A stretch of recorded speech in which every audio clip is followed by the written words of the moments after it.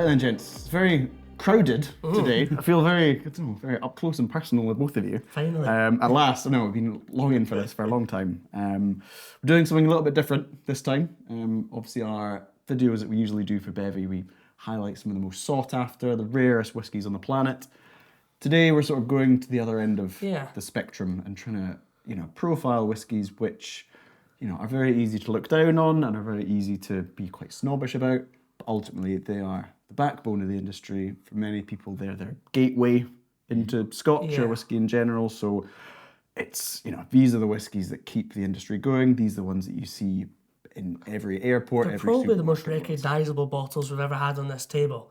Because no matter where you're from in the world, you'll probably have come across one of these blended whiskies. Exactly. At some point, yeah. Yeah, and Kieran, obviously, I'm sure you've had probably each of these at some point in your whiskey journey, but probably not for a while. No, I think based on memory, I've definitely tried them all before, but they didn't necessarily encourage me to come back to them. So it's a chance to try it again today. Yeah, so these three brands that we've got today, we've got Bell's, Grant's and Dewar's. Obviously all blended Scotch whiskey.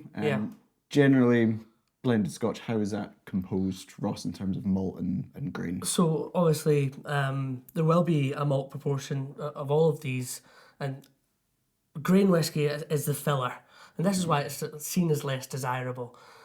What we want with blended whiskey is we want the most consistent, maybe not most impactful flavour profile. So the idea of maybe, again, some people, they'll all be different, but a generalised kind of 80% grain to 20% of your flavourful malt profile is the reason they can sell so much of these blends. Grant is just starting in the middle. Like, Grant, obviously, William Grant family. We know Glenfiddich and Balvenie as prominent single malt whiskies. Glenfiddich, the most popular single malt in the world, sell 1 million cases a year. Grant's blended whiskey selling 4.5 million cases a year. Nobody thinks of that. They all think of the highlights of your megastar single malts, but they keep the lights on. It's kind of as bizarre as it is. And Dewar's is definitely much better known than any of the single malts that fall under their portfolio. Again, as three Scottish whiskey drinkers, of course we know Aberfeldy and Craigellachie and how interesting the single malts can be. But any flight I've been on to the US, it's been Dewar's. Yeah, and also when you visit Aberfeldy Distillery, it's a Dewar's experience. Yeah, it's the home of Dewar's Scotch whisky, and we'd go to Aberfeldy and we're excited to try single casks and this sort of thing. They just want to talk about Dewar's because, as you say, that's what keeps the business going. Yeah. I think if you look historically, and I suspect this is the case, we all have got into whiskey relatively young, worked in most for whiskey all of our professional careers. I only really got into whiskey because my father drank whiskey. He only drank whiskey because his father drank whiskey and he was drinking blended whiskey. There wasn't a design, there wasn't a demand for single malt whiskey until the 1960s. We're talking about Glenfiddich producing a pure malt in, I think, 1963. That was the first commercially available single malt. Everybody thinks Scotch whiskey single malt, but actually it's a relatively modern trend. And I think it's interesting to see, because you're right, I've got to admit, drank any of these in certainly a very long time. And it's often when you're in a really rural area and the blended whiskey's your option, you go, yeah, sure, I'll have a blended whiskey. When you're looking in the hotel minibar, desperate for a dram. Yeah. Let's give it a go. So in terms of flavour profile of these three, Kieran, we're sort of, expecting them to be similar, but in terms of character as well, what sort of personalities are you expecting them to have? Well, if any. Yeah, if any personality. I think, at least for me, for the Bells and the Grants, I'm kind of expecting a whiskey that just tastes like whiskey. It's going to be kind of oaky, probably quite mellow, a little bit easy drinking. But maybe a bit more from the Dewar's. I expect a bit more character. I think that's the only one we've got here with an age statement. They put a bit of information about the casks they used for the whiskey going into the blend. I think they said quite a high proportion of bourbon casks. So you might expect a bit more of that nice sort of soft vanilla, creamy vanilla character coming through. I think it is worth saying we've probably got a slightly higher end Dewar's and stuff that's mostly exported, but we've literally bought these three whiskies from the local shop. Yes. Closest to us. Walk in, what's available, I don't want to say it, this is a positive thing to say, but what is the common person drinking and buying? What's affordable? All of these whiskies are cheaper than any single malt you'll be able to buy in the market, which again is probably why they're so successful. Yeah, and I think if you look at this, the supermarket shelves, there'll be maybe 7 or 8 facings of Bells. Yeah. Glenfiddich 12 will have 1, maybe 2 at a push. That's true. So that is what sells. I think if you go into a Tesco or a Morrison's and you buy a bottle of single malt, you're sort of in the minority. Yeah, and even then your single malt options are going to be quite minute. There's not going to be a massive variety like going to a specialist store. Whereas if you go to a specialist whiskey shop, you won't find much blended whiskey because, again, we're not really the market for it. Here in Scotland, we drink a much higher proportion of single malts than the rest of the world, but we still drink so much more blended whiskey. We're talking about 90% of all exported Scotch whiskey being blended. Yeah. It's bonkers. I think for people like ourselves who are involved in the industry, self-confessed whiskey geeks, I think when we tend to go for blends, we think of the slightly more boutique-y ones, not the ones like we've got in front of us, which are kind of mass-produced, for want of a better term. I think that's a good way to put it. Yeah, and I think it's very easy as well for snobs like us to be, blends are just easy, mass-produced, whatever. But think of how sort of simple it is to bottle a single cask 25-year-old Macallan. Yeah. It's just sat in a cask for 25 years, just bottle it. You don't have to water it down, you don't have to do anything. These blends will be composed of maybe thousands of casks. Yeah, thousands of casks, different distilleries, different ages. The science behind these are incredible. Yeah. There's 140 odd distilleries in Scotland, and there might be 30 or 40 of them play a part in any of these blends. Yeah. It's a massive collaboration between the industry, and it's the reason that in all corners of the world you can drink Scotch whiskey.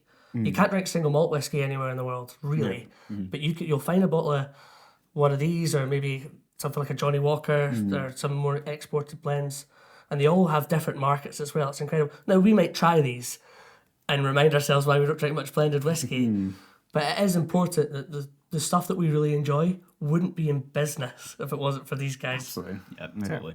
Yeah, so I think, feeling that build up, my expectations started low and kind of got a little bit higher. I mean, I've sort of dipped down a little bit. But I think, should we do, Kieran, do you want to open the Bells first? Aye, absolutely. And we can all share a dram of this and see.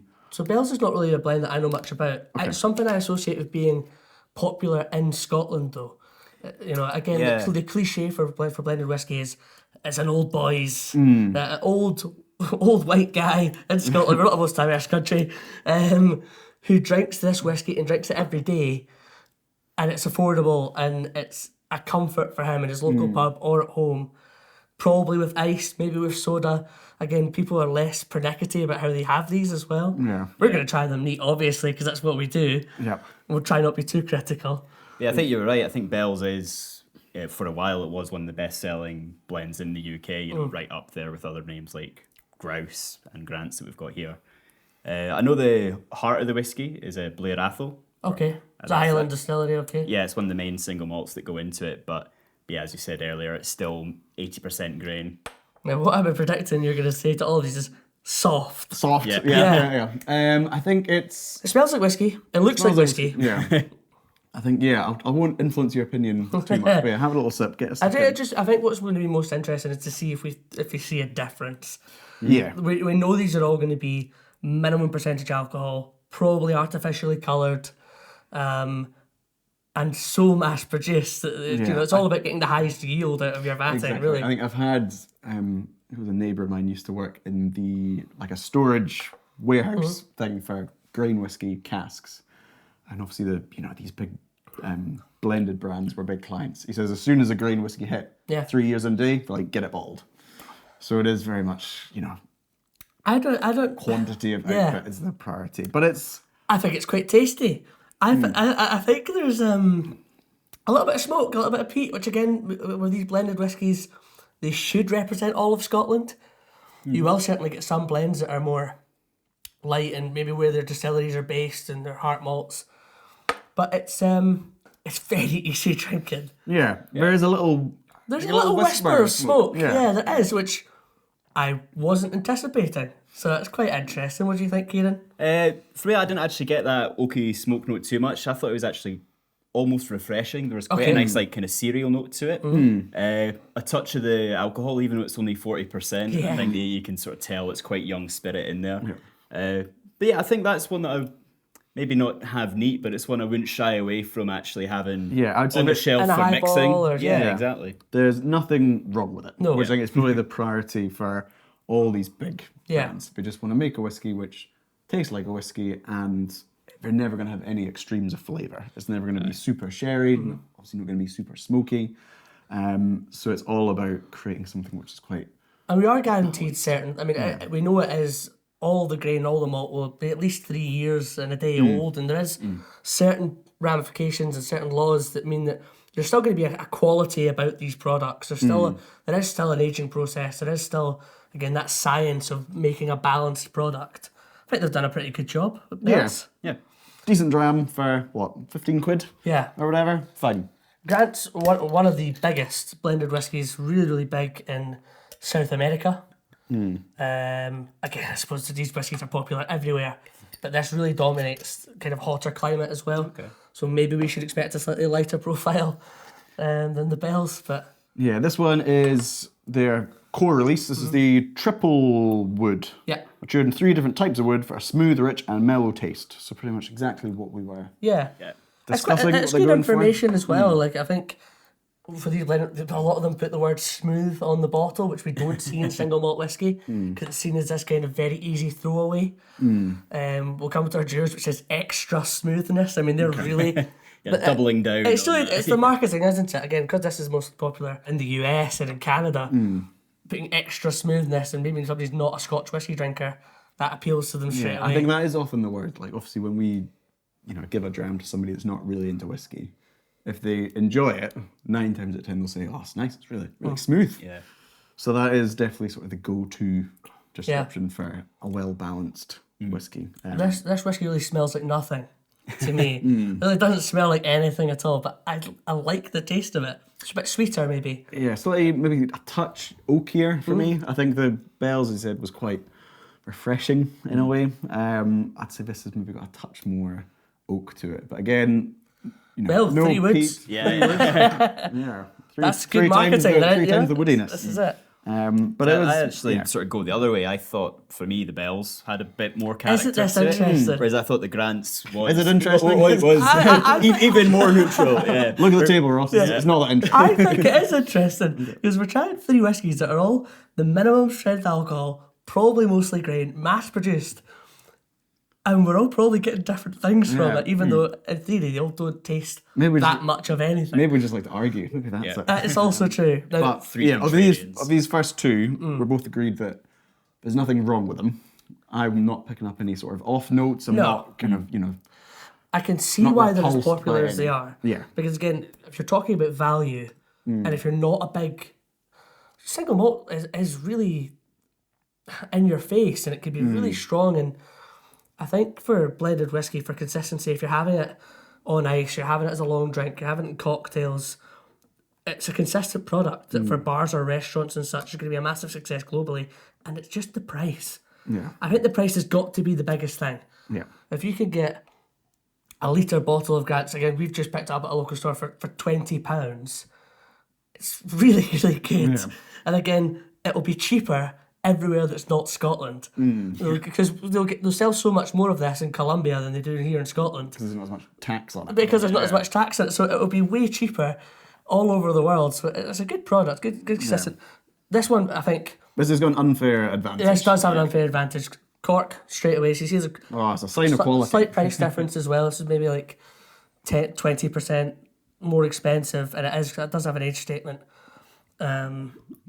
So Dewars is, as we said, kind of will be a fair proportion of the malt content is probably going to come from Aberfeldy, which yeah. is kind of popular among single malt drinkers for being quite smooth again and kind of honeyed. A very sort of typical Highland malt. Yeah. Again, they actually give us a bit more information on this label as well, that they're aging malt and grain separately, which is down fairly standard, and then they blend and give them an extra aging in first fill bourbon casks. Okay. So that's actually really good information. It actually seems to be a higher quality of cask. This is an age statement product, so it is slightly higher end than the standard Dewars white label.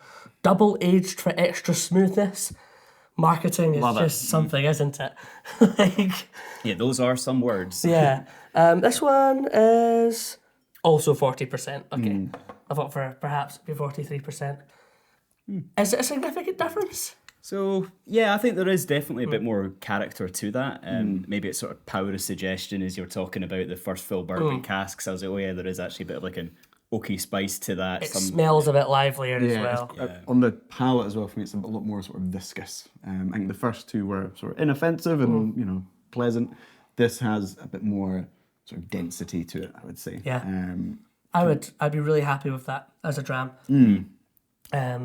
Again, we don't know if there's got a higher malt content in any of them, but again, 12 years old, it's actually had a lot more time than these other two. Yeah. Interesting. Yeah, as we say, I think the Dewar's, It is unfair. has an advantage, Yeah, maybe that is unfair, unfair. but I suppose from a price comparison point of view, these first two were, assuming this was a 70 sale, going to be, what, 15, 16 pounds each? Almost minimum pricing for Scottish alcohol. Dewar's 12 is what, 20? 28 to 30. So for the extra, less than a Yeah. tenner, I'd say that's worth. I would say so too, and I think we are looking at blended whiskies that are focused in different markets. Yes, they're all global brands, but it's something that we know is popular in Scotland, something that we know is popular all over the world, but in South America, and something we know that's popular in a slightly more luxurious market, in the US market. Maybe the quality and the price is reflective in that as well. So we are such a small market here in Scotland. Absolutely tiny. But yeah, I think overall, is it kind of what we expected? A fun experiment. Yeah, I think nothing's radically changed my opinion about any of the three of them. And maybe I was pleasantly surprised with the bells. If I was to actually maybe pick a favourite, I was, pleasantly surprised by it. I feel we should put that quote on like Kieran's gravestone. Kieran Johnson, whiskey expert. I was pleasantly surprised by the bells. Yeah.